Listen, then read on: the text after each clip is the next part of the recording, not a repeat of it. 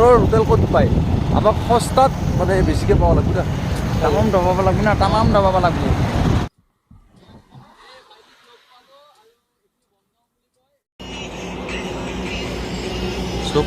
চব পগলা এইগিলা পগলাৰ লগত আহিছোঁ মই চব পগলা বাপ দুপৰীয়াৰ পৰাই ৰাস্তাত ৱেইট কৰি আছে আৰু শিৱ আমি এতিয়া আহি পালোঁ কাজিৰঙা হালদিবাৰী বুঢ়ী মন্দিৰ দৰ্শন কৰি যাওঁ এটা সেৱা কৰি যাওঁ ৰাস্তাটো দিব হয় আৰু আমাৰ ৰাস্তাটো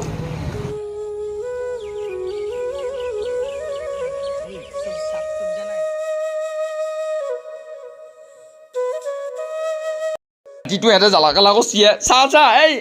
কোনো নাই এই লুকুদা উঠেই ভাই এই চাহ পৰি যাব কাত এই লুকুদা কিনো কৰি থাকে চাহ নাখাই কিয়া খাৱা আৰু ঘুমেটি এই দুটা পালি লুকুদা একোৱে নালাগে এতিয়া চাহ বুলি কোৱাৰ কাৰণেহে উঠছি ৰাতিটো গাইজ একদম 12টা 1টা বজালৈকে ইডিট কৰিছি আটা বাচি কি কৰিছি গম নাপাওঁ মই 3টা বজাত ঘুমাইছোঁ তুমিতো একে ৰাতিডাল কুম্ভকৰ্ণৰ নিচিনাকৈ ঘুমেলি আৰু কালি কিবাকে খাৱা নাই বহুত দেৰি হয় আমি শিৱসাগৰ যাব লাগিব অ' গড ফটাফট চাহটো খাওঁ আৰু ওলাওঁ তো হেল্ল' এভৰিৱান স্বাগতম জনালোঁ আমাৰ যাত্ৰা নম্বৰ 2য়টোলৈকে তো 8:30টাৰ পৰা পুৰা 10টা বাজি গ'ল এতিয়া পালোঁ এই হালদিবাৰী বুঢ়ী মন্দিৰ আৰু আমাৰ চব বাইক এনেকৈ ৰেডি আৰু এতিয়া ইয়াৰ পৰা সোনকালে যাওঁগৈ কাৰণ শিৱসাগৰ কেইটা বাজে নাজানো কাৰণ বহুত দীঘলীয়া যাত্ৰা কমচে কম 3 ঘণ্টা 4 ঘণ্টা আৰু বাইক চলাব লাগিব তো মন্দিৰ এটা সেৱা কৰি ল'লোঁ যাতে যাত্ৰাটো ভাল হয় এতিয়া আগত গৈ কিবা এটা ব্ৰেকফাষ্ট কৰোঁ কৰি গৈ থাকোঁ দেখাই তো ইয়াৰ পৰা ফটাফট গৈ বোকাখাটতে কিবা এটা খাই লওঁগৈ কাৰণ যিমান পাৰি সিমান সোনকালে কাজিৰঙাখন পাৰ হ'লে হ'ল কাৰণ আমি এডভান্স হ'ব লাগে কাৰণ এতিয়াও শিৱসাগৰ বহুত দূৰ আছে আৰু ভোকো লাগিছে বহুত ৰাতিপুৱা চাহটো খাই ফটাফট ওলালোঁ আৰু এতিয়া বোকাখাটত গৈ কিবা এটা খাওঁ এতিয়া কথাটো হ'ল ভাল হোটেল বা ক'ত পায় সস্তাৰ হোটেল বিচাৰোঁগৈ অ' দাদা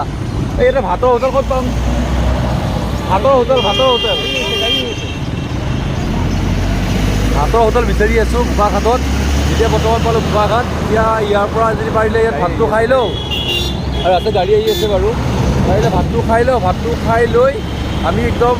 যোৰহাট গুচি যাম যোৰহাটৰ পৰা ডাইৰেক্ট শিৱসাগৰ কিন্তু কি হ'ল যোৰহাটৰ পৰা ওলাই আহি আকৌ খোৱা লোৱাটো হোৱাই নাই না মন্দিৰত সেৱা কৰি ডাইৰেক্ট আহিলোঁ এতিয়া বোকাখাট ইয়াতে কিবা এটা খাই ল'ম আৰু মই সুধিলোঁ আৰু ইয়াতে ভাতৰ হোটেল ক'ত পায়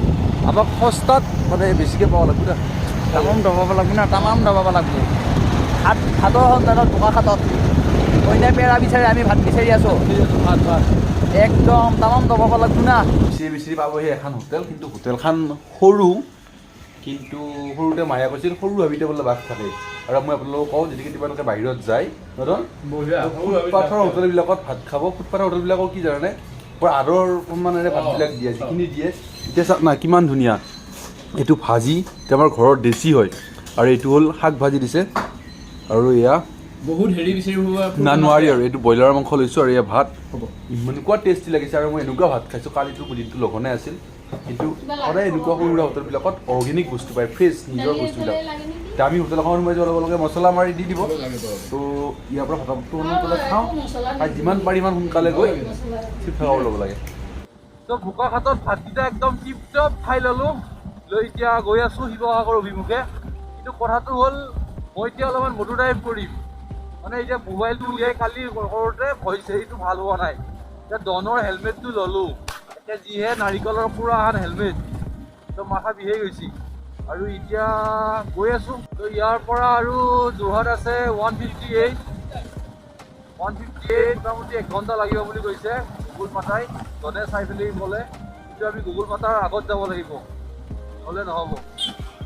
নৰা হৈ গৈছোঁ আৰু কিমান বাইক চলাম আৰু যোৰহাট বা কিমান দূৰ আছে নাজানো যোৰহাটৰ পৰা আকৌ শিৱসাগৰ চব পগলা এইগিলা পগলাৰ লগত আহিছোঁ মই চব পগলা এইটো ৰোড হৈছে নাগালেণ্ড ৰোড এইটো নাগালেণ্ড এইটো ৰাস্তা ডিমাপুৰ ইম্ফল এইটো একদম নাগালেণ্ড ৰোড এনেকৈ আমি এতিয়া শিৱসাগৰ যোৰহাট গুচি যাম বনাইছোঁ ইমান পগল আৰু ইমান ডাঙৰ তো এই ব্ৰিজখনৰ মাথাতে এটা ভিউৱাৰ্ছে ৰখি আছে একচুৱেলি জনৰ ভিউৱাৰ্ছ হয় তো লগ কৰিবৰ কাৰণে আমি কাজিৰঙাত আছোঁ কাজিৰঙাৰ পৰাই ফোন মাৰি আছে ফোন মাৰি বহুত তেওঁৰ পৰা ৰখি আছে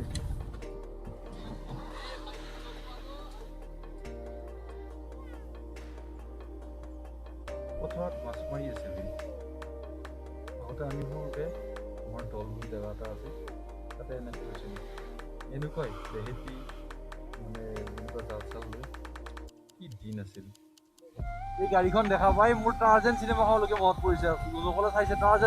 টাৰ্জেনৰ কাৰ গাঁৱতে পুলিচৰ ট্ৰেইনিং চেণ্টাৰ অসম পুলিচৰ ট্ৰেইনিং চেণ্টাৰ এইটো বৰ্ডাৰ কাটাৰ লগাই ধৰি আছে ন এইটো পানী খাই ওলাই আহি এতিয়া গৈ আছোঁ কিছু দূৰ আগত দেৰগাঁও পুলিচ ট্ৰেইনিং চেণ্টাৰটো পাৰ হৈ আহিলোঁ আৰু বাপ ইফালে জ্বলি গৈছে তেতিয়াৰ পৰা 2 ঘণ্টা ধৰি নন ষ্টপ বহিয়ে আছোঁ কিমান বাইক চলাম আৰু যোৰহাট বা কিমান দূৰ আছে নাজানো যোৰহাটৰ পৰা আকৌ শিৱসাগৰ অলপ চলাব দিয়া নাই এইবাৰ মই চলাইছোঁ কিছু দূৰ গৈহে তাক চলাব দিম ইনষ্টাগ্ৰামৰ ৰিলছ বনাই আছে এই বিচ ৰাস্তাত ৰখাই লৈছে মোক ৰখাই লৈ এটা ইনষ্টাগ্ৰামৰ ৰিলছ এংগুলত মিলা নাই দনে কিবা এটা কৈ আছে ইনষ্টাগ্ৰামৰ ৰিলছ এই হাঁহি যাইছোঁ হে ভগৱান কি এই ভাইগিলাক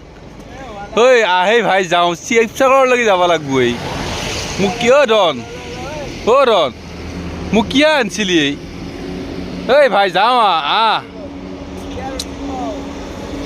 চিধা আমাৰ আগত যোৰহাট তো আমি এতিয়া এনেকৈ গ'লে মেইন টাউনৰ মাজতে যাব পাৰি আমি এনেকৈ নাযাওঁ তো আমি এনেকৈ কাটি যাম এনেকৈও যাব পাৰি কিন্তু দিনৰ ভাগত বহুত জাম হয় তো সেইকাৰণে এনেকৈ কাটি আহিছোঁ এইটো বাইপাছ কাটি আহিছে আৰু ডাইৰেক্ট চিধা এয়া যোৰহাট